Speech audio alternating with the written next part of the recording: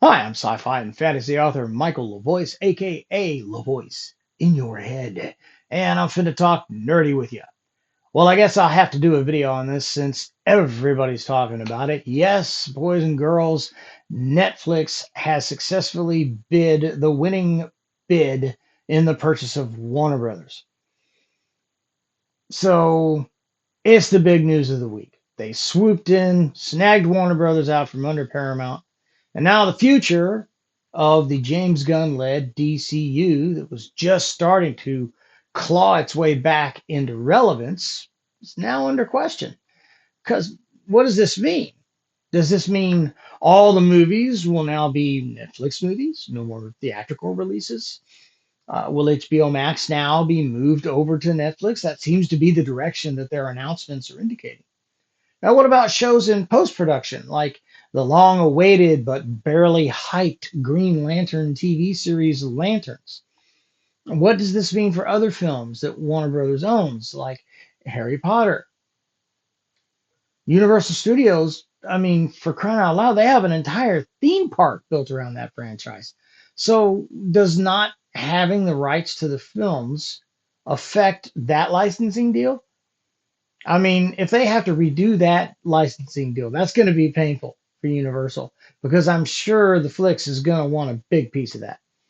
So let's look at some numbers first before we get too far into speculation land. And the first number we need to look at is how long is it going to take to even close this deal? According to news reports, it's going to take up to 18 months if, and this is a pretty man-sized if approved. And in that time, there were several projects due for release, including, and let's be honest, this is the real reason I'm even talking about this, the Green Lantern TV series. Now, this show, starring Kyle Chandler and Aaron Pierre, doesn't even have a specific release date beyond sometime in 2026. And that worries me. It's already been delayed more than once. And now this acquisition may be yet another excuse to delay it further, or God forbid, be the final nail in the coffin. We used to be able to think that a production was safe once principal photography was done and it was in post. But now we know DC and Warner Brothers will round file a fully edited and completed film just for a tax break. Does Batgirl ring a bell? No, no, it doesn't, because it never saw the light of day, because there's blood all over Warner Brothers spreadsheets. So this news doesn't necessarily fill me with optimism. Something else that we need to bring up is that what might happen to all the future DCU projects. I mean, James Gunn, he could be told to take a hike. Supergirl might not get released in theaters again, if at all, when it was scheduled to be their attempt at a summer blockbuster with a June release, which really makes no sense to me. Because as I recall, the summer blockbuster release date formula is July 4th weekend. You know, like Marvin said, back to the old drawing board.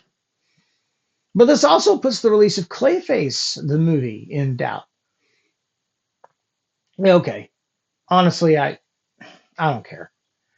I guess they didn't pay attention to movies like Craven the Hunter and Venom from Sony. Movies about villains without the hero don't generally do well.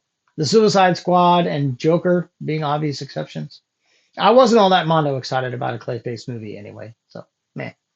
Another aspect, though, is the projects that were just in development that haven't even entered principal photography yet, like Batman the Brave and the Bold or The Authority, and the rumored second outing for Robert Pattinson's Batman.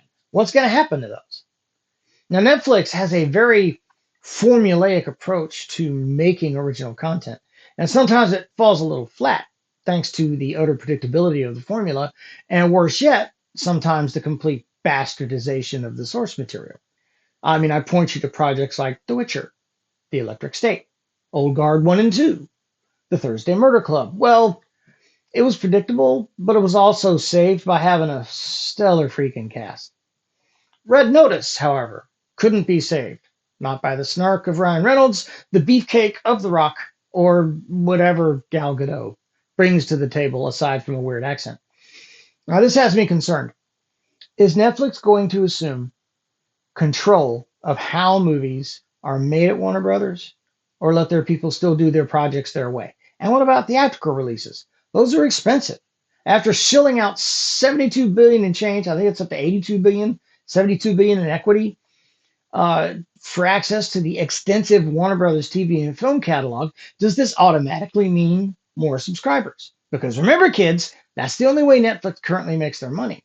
They can't spend $80 million to make a movie and then another 20 for marketing or something to go straight to streaming unless it brings in new subs.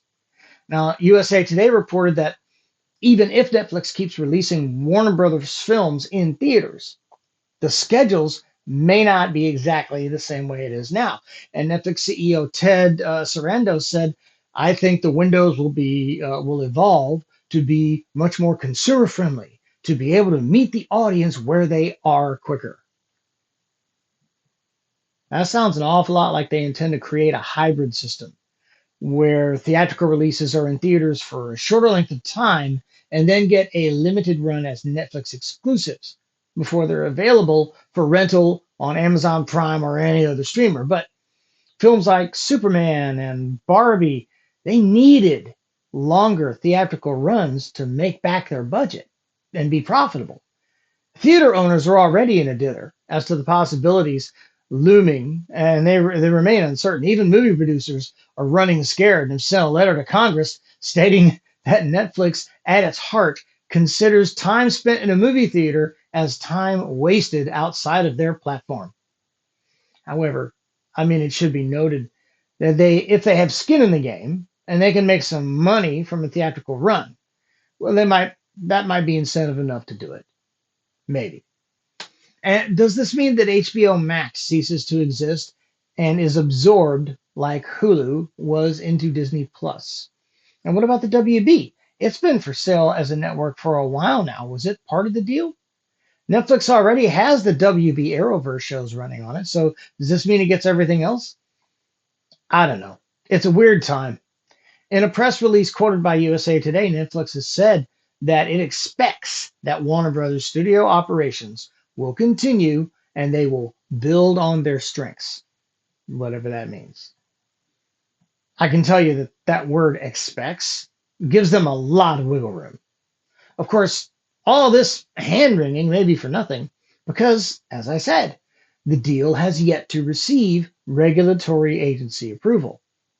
So it may end up being a big nothing burger after all.